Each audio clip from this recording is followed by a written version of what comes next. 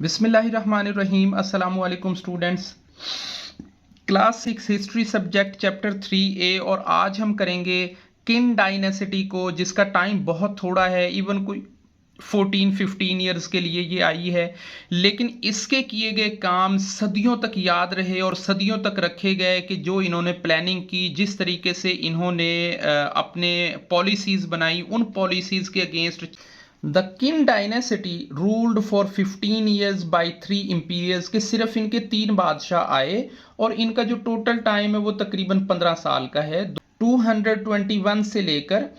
207 BCE तक का total इनका टाइम है, जो कि ऑलमोस्ट 15 ईयर्स बनते हैं और इसमें टोटल इनके 3 बादशाह आए जिन्होंने इस पे रोल किया। हाउएवर द एडमिनिस्ट्रेटिव सिस्टम, ताहम जो इंतज़ामी निज़ाम था, जो कि हमने पीछे पढ़ा कि जो जाहू डायनेसिटी है उसका एडमिनिस्ट्रेटिव सिस्टम बड़ा कमज़ोर हो गया था।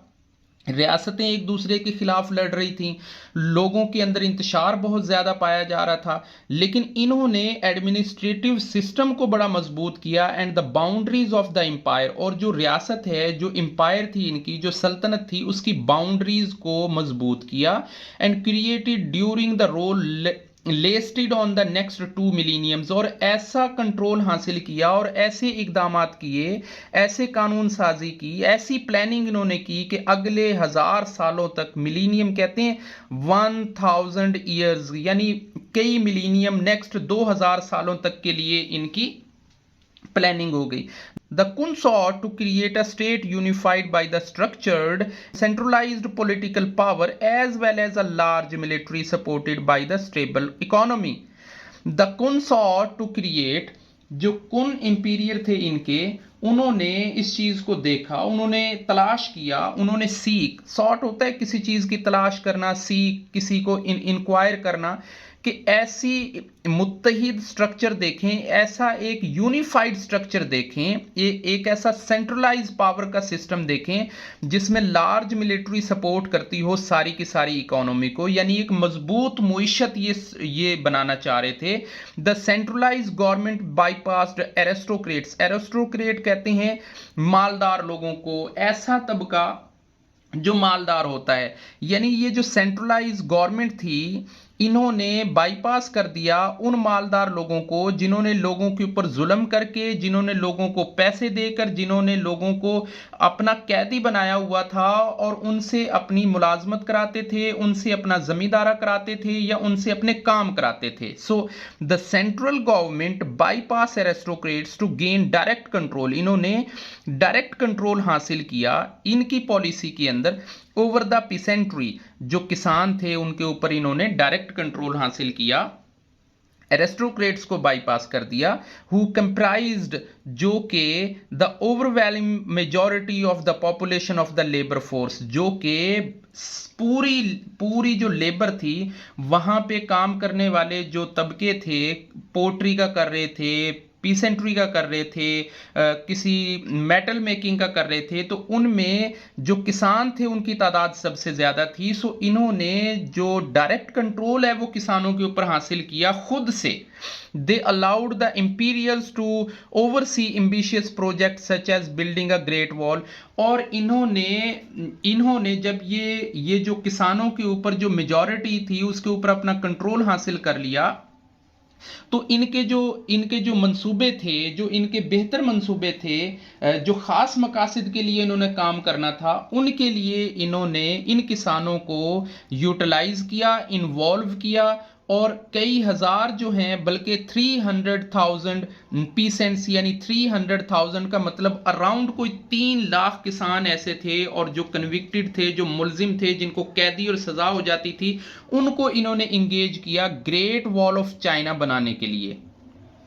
पहले इन्होंने डायरेक्ट कंट्रोल हासिल किया उन किसानों पे और फिर उन किसानों को यूटिलाइज किया कि अब ये ग्रेट वॉल ऑफ चाइना के लिए काम करें।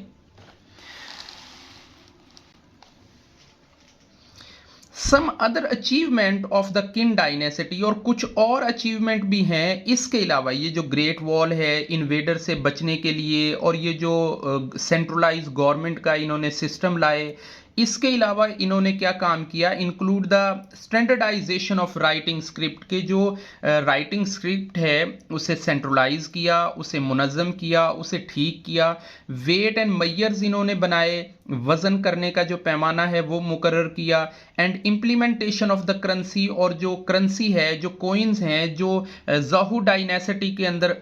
करेंसी और सिक्के आ गए थे, उनकी इम्प्लीमेंटेशन की बेहतर तरीके से, which prove to be a fundamental for the unification of China, जिसने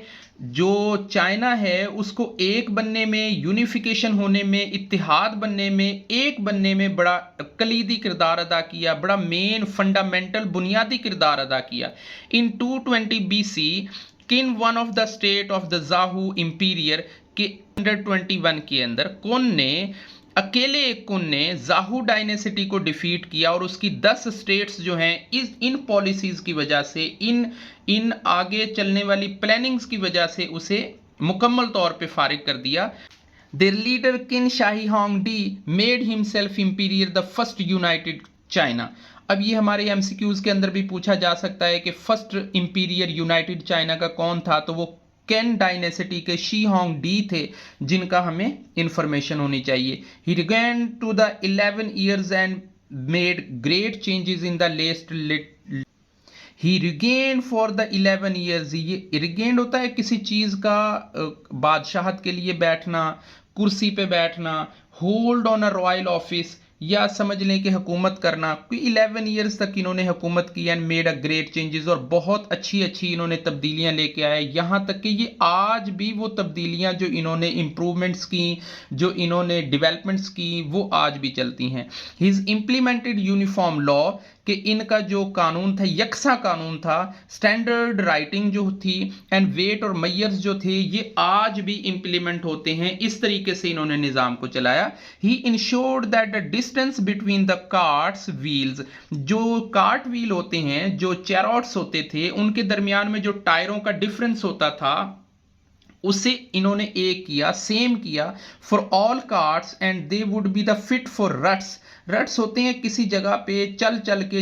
के ट्रैवल हो के जो रास्ते और जो मड में जो गहरी जगह बन जाती है, जो ट्रैक बन जाते हैं, उनको रट्स कहते हैं। सो ही डिस्ट्रॉयड द फ्यूडल सिस्टम, इन्होंने जो जागीरदाराना निज़ाम है, फ्यूडल सिस्टम था, उसे इन्होंने ख़त्म कर दिया। अब जागीरदाराना निज़ाम क्या होता है कि लोग अपने जंगी मकासद के लिए ज़मीन देते हैं और लोगों से काम कराते हैं, ये होता है feudal system. And had the country run under the military governance, और मुल्क को इन्होंने मिलिट्री गवर्न के ज़रिए चलाया, ना कि फ्यूडल सिस्टम के ज़रिए। He join many parts of the wall, इन्होंने बहुत से ऐसे टुकड़े जो ग्रेट वॉल ऑफ चाइना के रह गए थे, बनने बाकी थे, उनको बिल्ड किया, उनको मुकम्मल किया, ताकि ये जो बारबेरियंस थे, ये जो इन्वेडर्स थे, ये जो हमलावर हो जाते थे बार बार आके, ताकि इनसे बचत की जा सके। Forming a great wall of China that we know today, और इन्होंने इसे शक्ल दी, फॉर्मिंग की, इसकी शक्ल दी, forming the great wall of China, और ग्रेट वॉल ऑफ चाइना को आज जिस शक्ल में मौजूद हैं उसके लिए इंप्रूवमेंट की तरफ इसे लेके चले। जैसे ही डेथ होती है कैन शाही होंग की, अब कैन शाही होंग कौन थे, जिन्होंने अराउंड कोई 11 years यहाँ पे हुकूमत की थी, और उन्होंने डिफीट किया था ज़ाहू डायनेसिटी को मुकम्मल तौर पे, और ऑलमोस्ट कोई 11 years उन्होंने हुकूमत की। अब जैसे ही इनकी डेथ होती है, revolt against the लेस्ट queen imperial, किन इंपीरियर्स के अगेंस्ट बगावत शुरू हो जाती है, रिवॉल्ट हो जाती है, लोग सर उठाना शुरू कर देते हैं। Which cause the decline of the Qin dynasty, जो कि किन डायनेसिटी के डिक्लाइन की, पस्ती की वजह बनी। The Tom of the Qin Shi Huang is one of the 7 wonders of the world, और ये 7 वंडर्स ऑफ द वर्ल्ड के एक यादगार है।